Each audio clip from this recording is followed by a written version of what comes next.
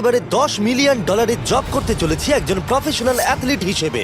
আর আমি দেখাতে চলেছি এইটা আর $2 লাখ অ্যাস্ট্রোনটের কাজের মধ্যে পার্থক্য। এটা দুর্দান্ত। আর $1 লাখ দেওয়া হয় ডাইনোসরের হাড় খুঁজে বার করার জন্য। ও মাই গড! আরো অনেক জব দেখাবো, আর সব থেকে কম টাকার জব যেটা আমি খুঁজে পেয়েছি, গোল্ড প্যানিং, যাদের রোজগার বছরে $1। কিন্তু আমরা মিলিয়ন উপার্জন করব। একদমই নয়। বেসিক্যালি গোল্ড প্যানাররা এটার মধ্যে প্রথমে মাটি দেয়, তারপর জলের মধ্যে এটাকে নাড়াচাড়া করে, তার ফলে গোল্ড ফিল্টার্ড হয়ে নিচে পড়ে যায়। কিন্তু এটা সহজ নয়, কারণ 5 ঘন্টা খোঁজার পরেও আমি সত্যি বলতে কিছুই পাইনি। ও বয়েজ, আমি গোল্ড পেয়েছি। এই ছোট্ট জিনিসটার মূল্য কত হবে? এটা হবে 2 সেন্ট। আমি এটাই বলতে চেয়েছিলাম। সারা বছর এই কাজটা করে তুমি মাত্র $1 রোজগার করবে, কিন্তু সৌভাগ্যবশত আমরা সেই জব করতে চলেছি যেটা করে বছরে $10 মিলিয়ন রোজগার করা যায়। কিন্তু প্রথমে দেখা যাক যে কাজ করে মানুষ বছরে $1 লাখ রোজগার করতে পারে। মিউজিয়ামের জন্য ডাইনোসরের বোন খুঁড়ে বার করা। আর হ্যাঁ, এগুলো ফেক, কারণ ওদের অস্তিত্ব আর নেই। এটা হলো আমাদের কাজ করার জায়গা। এগুলো কি সত্যি ডাইনোসরের বোন? হ্যাঁ একদম, আমি এখানে 17 বছর সত্যি? ধরে রয়েছি, আর আমি আমার কেরিয়ারে যত ধরনের বোন দেখেছি তার মধ্যে এটা সব থেকে বড়। এটা হলো থাই বোন, এই যে এখানকার, আর এটা 4 ফুট লম্বা। উদাহরণ হিসেবে এই যে একটা ডাইনোসর, তার সমান হলো 6টা কালকে ওপরে ওপরে দাঁড় করিয়ে দেওয়া। আমার হাইট 6'5".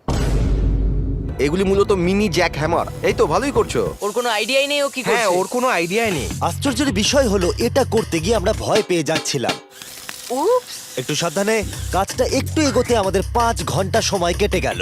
তারপরে এক্সপার্টের সাহায্য নিয়ে আমরা কাজটাকে মোটামুটি এগোতে পারলাম। আমার গোটা কেরিয়ারে দেখা এটা হলো সব থেকে বড় একটা বোন। আর তুমি চাও এটাকে আমি আর কাল টাচ করি? একদম। যদি আমরা এটাকে খারাপ করে দিই? যশ, এটার ওয়েট কত হবে? মোটামুটি 2250 পাউন্ড? হ্যাঁ। এর ওজন তো নোলানের মায়ের 10 ভাগের 1 ভাগ। ও মাই গড, এটা তো দারুণ।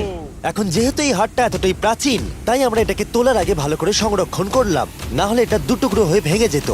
আশা করবো তোলার সময় এটা ভেঙে যাবে না। 1 2 3 Three. খুব ভালো। এদিকটা নিয়ে এসো। খুব ভালো। এই প্রথমবার কোনো মানুষ এটাকে বয়ে নিয়ে যাচ্ছে। একজন ইউটিউবার ডাইনোসর বোন নিয়ে যাচ্ছে। টেবিলের সামনেটা নিয়ে চলো। ঠিক আছে। 1 2 চলো। এই তো খুব ভালো। কাল তোমার হাতটা দেখবে।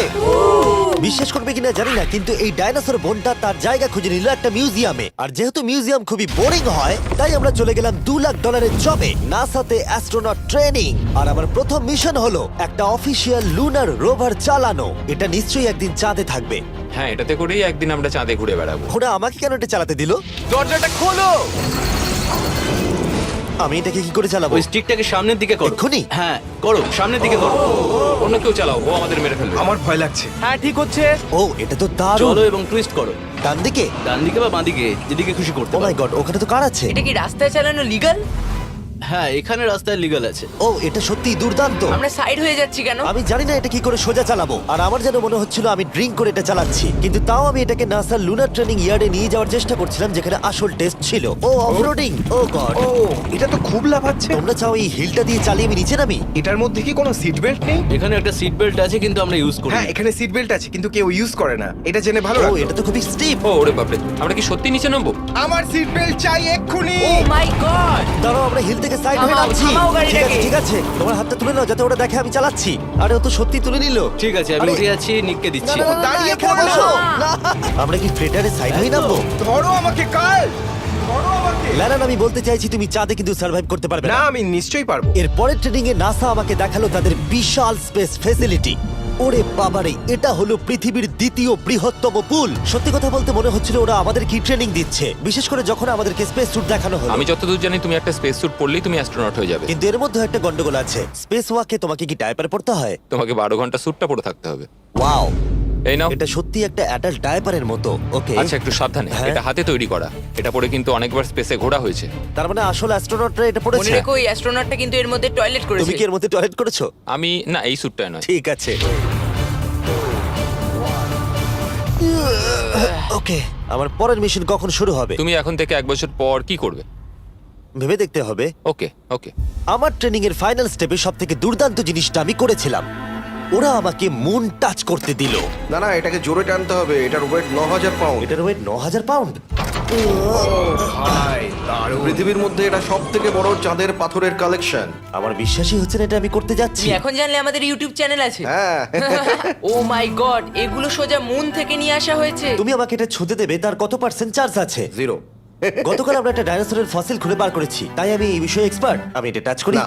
চেষ্টা তো করলাম। এই যে মেটেরিয়ালটা দেখতে পাচ্ছ, এটা হলো আসলে লুনার সয়েল। ও মাই গড তুমি এখন চাঁদকে ছুঁয়ে ফেললে।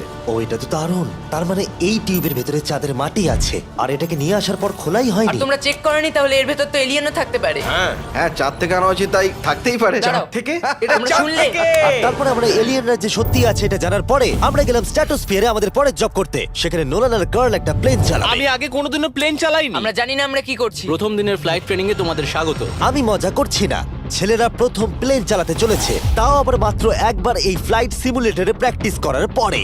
আচ্ছা, এটা হলো আমাদের থ্রটল। এটা পেছন দিকে টানলে এটা স্লো হবে, ঠিক এইভাবে। ও মাই গড। আর নোলান ক্র্যাশ করার পরে, ক্র্যাশ করার পরে এবং ক্র্যাশ করার পরে, প্লেনটাকে ক্র্যাশ করে দিলে তারপরে যদিও সে সাকসেসফুলি ল্যান্ড করিয়েছে আর সেই কারণেই সে আসল প্লেন চালাবার অনুমতি পেল। বাপরে, আমার খুব ভয় এই, লাগছে। তুমি এটা করতে পারবে না নোলেন, প্লিজ তুমি আরো ভালোভাবে প্র্যাকটিস করে এসো। ও মাই গড, আমি এখন একটা প্লেন চালাবো। ও মাই গড ওকে, তাহলে আমরা যাবো। তুমি তৈরি? হ্যাঁ, আমি একদম প্রস্তুত। Full throttle, approaching 60। কিছুটা কাঁপছে, কিন্তু তুমি এটাকে জাস্ট একটু টেনে দাও। আমরা টেক অফ করছি। এই তো, খুব ভালো। ও মাই গড, তোমার প্রাণ এখন আমার হাতে। এ সত্যি এই পুরো জিনিসটাকে একা কন্ট্রোল করছে। হ্যাঁ, ও সবকিছু একাই করছে। আচ্ছা, টার্বুলেন্সের জন্য ক্র্যাশ হয় না তো? কি বলি? এটা দেখো, আমি এখন ডান দিকে যাব। চলো। ডান দিকে চলো। ও মাই গড, আমরা হেলে যাচ্ছি। আমার বিশ্বাসই হচ্ছে না এটাকে আমি কন্ট্রোল করছি। হাত ছেড়ে দিয়েছি। এরম করো না, ও মাই গড। তুমি কি পাগল? আমি তোমাকে মেরে ফেলবো। ঠিক আছে, আমরা ওখানে যাব, তারপর ফিরে এসে ল্যান্ড করব। ও মাই গড, এবার কি হবে? এই একটাই জিনিস যেটা সব মানুষের কাছে বড় চ্যালেঞ্জ। ঠিক আছে, এবার আমি নামছি। আমার মেন্টাল হেলথ এখন একদম ঠিক নেই। এই জায়গাটায় আমি সব সময় সিমুলেটরে ক্র্যাশ হয়ে যাচ্ছিলাম। ও গড। আমরা এখন ওই রানওয়েতে ল্যান্ড করতে চলেছি। ও মাই দাঁড়াও, গড। দেখো আমরা মাটির কত কাছে, তাই না? ধরে রাখো, ধরে রাখো, নিচের দিকে করে সোজা ধরে রাখো। ও মাই গড। সাবধানে থ্রটলের উপর হাতটা রাখো। তোমাকে এটা পেছনে টানার জন্য অপেক্ষা করতে হবে। দীর্ঘ নিঃশ্বাস নাও। এবার আমরা নামছি। আমরা নেমে তুমি পড়েছি। করে ফেলেছো ভাই। আমি একটা প্লেন ল্যান্ড করালাম। ও মাই গড। ও বলছিল আমি পারবো না, কিন্তু আমরা এখনো বেঁচে আছি। তুমি আমাকে মেরে ফেলোনি। আমি সত্যি অবাক হয়েছিলাম যখন আমি শুনেছিলাম বছরে $1 মিলিয়ন রোজগার হয় হ্যান্ড মডেলিং এ। কিন্তু সেটা তখনই হবে যখন আপনি পৃথিবীর হাইস্ট পেড হ্যান্ড মডেল হবেন। এ একজন ডাক্তারের থেকে 5 গুণ বেশি রোজগার করে লোকেদের নিজের হাতের ছবি দেখিয়ে। আর এ অনেক কাজ করে। আপনারা যে সমস্ত ব্র্যান্ডের নাম শুনেছেন মোটামুটি সব ব্র্যান্ডের হয়েই কাজ করেছে। সে পারিশ্রমিক হিসেবে $1 মিলিয়ন করে নেয় পার হ্যান্ড। আমি আর অপেক্ষা করতে পারছি না কখনো এটা করবে। প্রথমে ও আমাদের হাত এক্সামিন করবে। আমার মনে হয় না আজকে আমার দিনটা খুব একটা ভালো কাটবে বলে। ওকে, আমি যেটা দেখতে পাচ্ছি তোমার নোকের উপর অনেক কাজ করতে হবে। ঠিক বলেছো। একদম। ওর হাতটা বাজে, বুঝলে? দেখো এর হাতে কার্লের থেকে কত বেশি লোম আছে। এর জন্য কি আমি বেশি টাকা পাবো? স্কিন টেক্সচারটা তোমার থেকে ওর অনেকটা ভালো। তুমি কি ঠিক করে দিতে পারবে? জানি না, যদি কিছু মিরাকেল হয় তাহলে হবে। আমি এখনো তোমার হাতটা দেখিনি জিমি। তোমার হাতটা তো গ্লো করছে। এটা তোমার দারুণ। হাতটা এত গ্লসি কেন? আমি জানি না আমার আঙুলের স্ট্রাকচারটা কি ঠিক আছে। হ্যাঁ, এগুলো তো বেশ ভালো, কিন্তু এখানে একটু সমস্যা আছে, স্কিন সমস্যা আছে, কিন্তু এগুলো ঠিক করা যাবে। আমাদের হাতের উপরে অনেক কাজ করতে হবে, তারপর আমরা শুটের জন্য তৈরি হয়ে যাব, যেটা আমার আর কার্লের জন্য খুবই ইজি ছিল, কিন্তু লেজারের জন্য অতটাও নয়। ও গড। ভাই এই লোমগুলো দিয়ে তুমি দারুণ জিনিস বানাতে পারবে। এই চুলগুলো আমার সঙ্গে সারা জীবন ছিল, কিন্তু চাইলেই এর সাহায্যে $1 মিলিয়ন উপার্জন করতে পারো। আর এখন যেহেতু আমার হাত আগের মতো নেই, তাই আমরা একটা ম্যাগাজিনের জন্য মডেল হতে পারলাম। এই ছবিগুলো সারা আমেরিকায় বিলবোর্ডেতে দেখানো হবে এই ওয়াচগুলো প্রমোট করার জন্য। এটা কিন্তু খুব কঠিন। হ্যাঁ, আর বেশি চাপ নিও না। ওকে, মানে ঘড়িটাকে দেখতে ভালো লাগছে। সত্যি কথা বলতে আমি ভেবেছিলাম এটা ইজি হবে, কিন্তু আমরা সত্যি খুবই বিচ্ছিরি ভাবে এটা করলাম। মনে হচ্ছে যেন কোনো সাপ এই ঘড়িটা পড়ে আছে। ভাই এটা খুবই শক্ত। তুমি একবার করবে, এটার সাথে পার্থক্য দেখবো। ও কি দুর্দান্ত। তোমার হাত নড়েনি তাই প্রোডাক্টটা দারুণ দেখা যাচ্ছে। ভালো মডেল হওয়া মানে একটা ঘড়ি পরে নিলাম তাই নয়, মাঝে মাঝে মডেল হিসেবে তোমাকে অদ্ভুত জিনিসও করতে হয়। তুমি ভয় পাচ্ছ কেন? কারণ অফ ক্যামেরাতে হাতে একজন সাপ আরে ধরে ভয় পাওয়ার আছে। কি আছে? চিন্তা করো না কার্ল, চিন্তা করো না। ওর হাতটা এখানে রাখো যাতে ওর মাথাটা একটু সাপোর্ট পায়। হ্যাঁ একদম।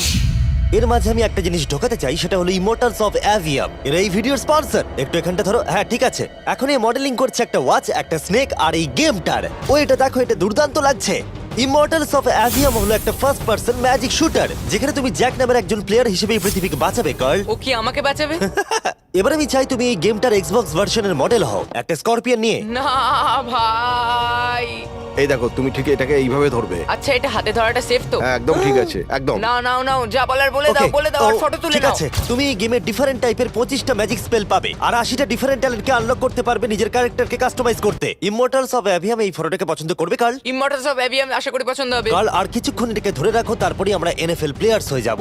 যারা ইমমর্টালস অফ অ্যাভিয়াম তৈরি করেছে তারা আরো অ্যাওয়ার্ড উইনিং গেম তৈরিতে সাহায্য করেছে, যেমন হ্যালো, কল অফ ডিউটি আর ডেড আমার এই স্পেস। গেমগুলো দারুণ লাগে। ও, এটা তো নড়ছে। আর দারুণ জিনিস হলো ওরা আমাকে এই গেমের বস করেছে, আর যদি তুমি আমাকে মারতে পারো তাহলে এই গেমের যে কোনো বসের থেকে বেশি গোল্ড পাবে। ও না আরে চিন্তা করো না, আরে ওর ভয় দিকে পেও না। তাকিও না। ইমমর্টালস অফ অ্যাভিয়াম এখন এক্সবক্সে ফ্রি ট্রায়াল দিচ্ছে, তার সাথে PS5 এও আর স্টিমেতেও ফ্রি ডেমো অ্যাভেলেবল মনে আছে। হচ্ছে তুমি যে আমার পারবে, ভেতর ঢুকে তুমি গেছে পারবে। নাকি হাতের তলায়। আমরা এতটাই বাজে করছিলাম যে একজন হ্যান্ড মডেলকে আনাতে হলো যাতে স্পন্সররা এই ফটোগুলোকে অ্যাপ্রুভ করে। ডেসক্রিপশনে দেওয়া লিংকে ক্লিক করো যদি তোমরা এক্ষুনি ইমমর্টালস অফ অ্যাভিয়াম খেলতে চাও। আমি আর হ্যান্ড মডেল হতে চাই না, আর যদিও আমাদের ফটোগুলো অতটা ভালো ছিল না তবুও গোটা দেশের বিলবোর্ডে সেগুলো স্থান পেল। আর এবার হলো শেষ কাজ, যেটার জন্য বছরে $10 মিলিয়ন রোজগার করা যায়। একদম ঠিক, আমি জয়েন করতে চলেছি লিটারালি NFL। এটা আমার একটা স্বপ্ন ছিল। যদি তোমাদের মনে হয় এটা ফেক, এই দেখো আমি সাইন করছি একটা রিয়েল কন্ট্রাক্ট, তার ফলে আমি বাকেনিয়ার্সের এখন রিয়েল প্লেয়ার আর ওরা আমাকে দেবে $10 মিলিয়ন। আমি হয়তো এটা পাবো না, কিন্তু অ্যাটলিস্ট এটা অ্যামাউন্টটা তো বললো। না না, ডলারের ওপর ফোকাস করো। এখন থেকে এটা অফিসিয়াল, কংগ্রাচুলেশন। তাহলে আগামী 48 ঘন্টার জন্য আমি অফিসিয়ালি প্লেয়ার। তুমি এখন অফিসিয়ালি প্লেয়ার। কথা দিচ্ছি আমি হতাশ করব না। আমি কথা দিচ্ছি ও হতাশ করবে। কন্ট্রাক্টটা শেষ করেই আমি আমার টিম নিয়ে মাঠে নেমে পড়লাম 60,000 দর্শকের সামনে।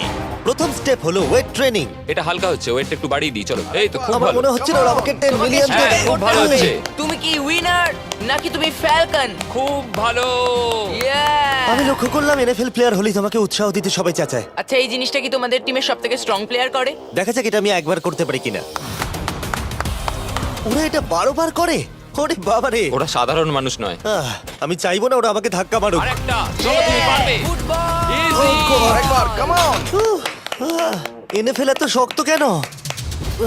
তাদের টিপিক্যাল ওয়ার্কআউটের সাথে এটার পার্থক্য কতটা? অনেক বেশি। যাক, একটু মাথা ব্যথা তো দূর হলো। কিন্তু তোমাকে পরে ওগুলোই করতে ঠিক হবে। আছে। এরপরে আমি প্রথম প্র্যাকটিস করলাম টেম্পা বে বাকেনিয়ার্সের ট্রেনিং গ্রাউন্ডে। আমি দেখা করলাম আমার কোচের সাথে। কেমন আছেন? তুমি কেমন আছো? ভালো। আর আমার নতুন টিমমেটদের দেখা সাথে করে খুব ভালো লাগলো ভাই। আমার নাম শেখ। আমার তোমার ভিডিও খুব ও, ভালো সত্যি? লাগে। তারপর ক্যান্ডি বার আর হ্যাঁ কালকেও। আর আমার নতুন টিমমেটরা বিশ্বাসই করছিল না আমি সত্যি করে টিমে সাইন করেছি, তাই আমি আমার কন্ট্রাক্টটা ওদের দেখালাম। এটা একই তো যাতে তোমরা সাইন তুমি তো করেছিলে? দেখছি আমার থেকে বেশি টাকা পাচ্ছ গো। আমাকে এত কিন্তু তুমি দেওয়া হয় পড়লে না। দেখতে পাবে 48 ঘন্টার মধ্যে ক্যান্সেল না করলে কিন্তু ও, আমরা ক্যান্সেল হ্যাঁ। করে দেবো। দেখো এখানে যদি আরো আমি অনেক সঠিক কিছু বলি। লেখা আছে। যাই হোক অফিসিয়ালি তুমি এখন আমি আমাদের জানি, টিমে। Thank you. কিন্তু আমার তোমাকে